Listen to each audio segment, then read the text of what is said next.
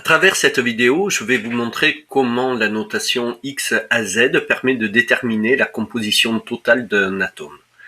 Alors tout d'abord, pour connaître la nature de l'élément chimique, il faut se baser soit sur le symbole chimique, ici Zn, soit sur le numéro atomique. Alors pour cela, on consulte une classification périodique, on recherche l'élément chimique dont le symbole chimique est Zn, ou en utilisant le numéro atomique, ici 30. On voit qu'il s'agit de l'élément zinc. Donc on peut remplir le zinc. Ensuite, pour connaître le nombre de nucléons, il suffit de regarder le nombre en haut à gauche, qui est le nombre de masse et qui est égal au nombre de nucléons, 65.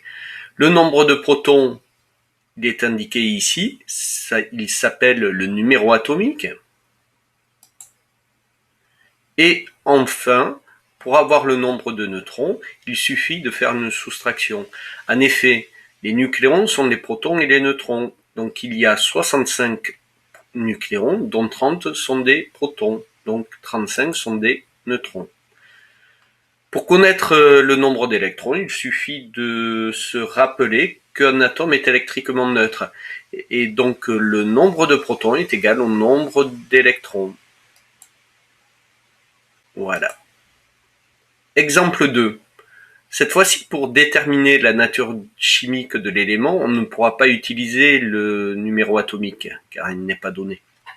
Donc il va falloir forcément employer le symbole chimique, Ca. Donc on recherche quel est l'élément dont le symbole chimique est Ca. Le voici, c'est du calcium.